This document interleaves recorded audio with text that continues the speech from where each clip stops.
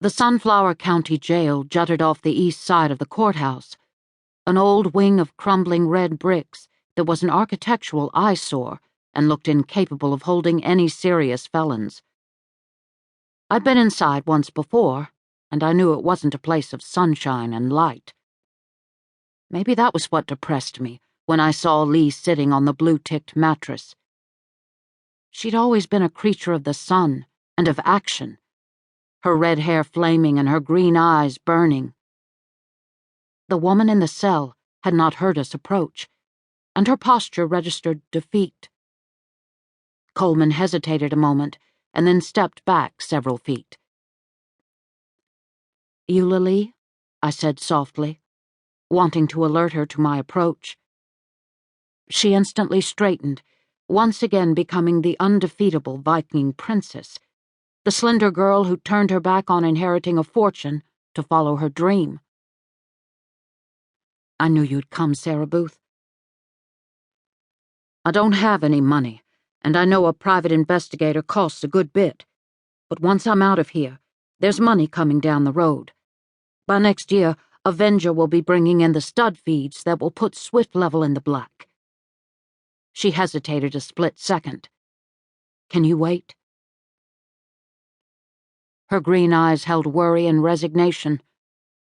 In the past few years, I'd seen her only a handful of times, and I remembered that she'd been injured on almost every occasion. Horses were dangerous animals. Even when playing, they were capable of inflicting serious damage. "Money isn't the issue," I lied. Money was always an issue with me, as I hung on to Dahlia House by scheming plots and Irish luck. Still, I was more than a little surprised by Lee's blunt admission of financial straits. Lee ran a full-scale breeding and training operation at Swift Level, and it was the home of the very glamorous Chesterfield hunt. The spit-and-polish gleaming white fence elegance was splashed all over CCD Falcon Society pages during hunt season.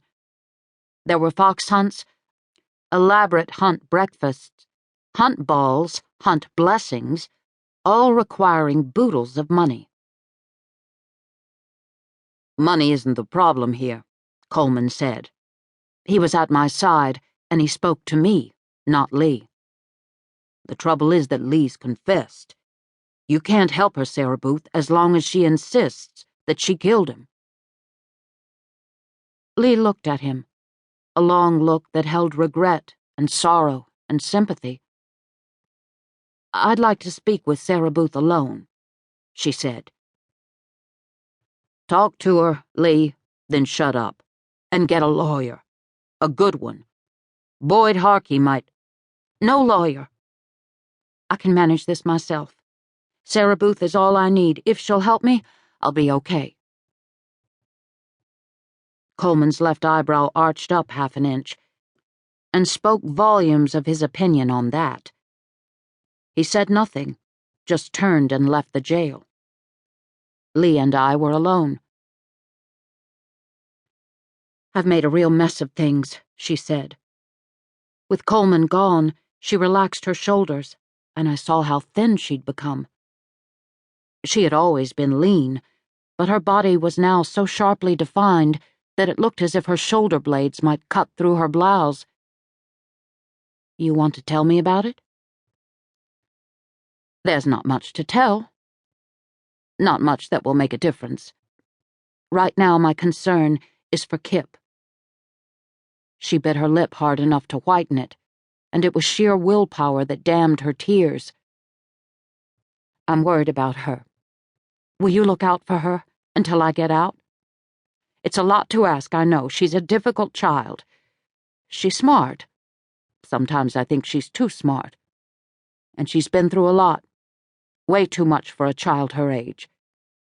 Could you take her, just for a while?" "You want her to stay with me?" I wasn't known as the nurturing type. "Just for a little while. Your folks—" "I'm dead to them." I'd heard that Lee was estranged from her parents. The gossip around town went that Lee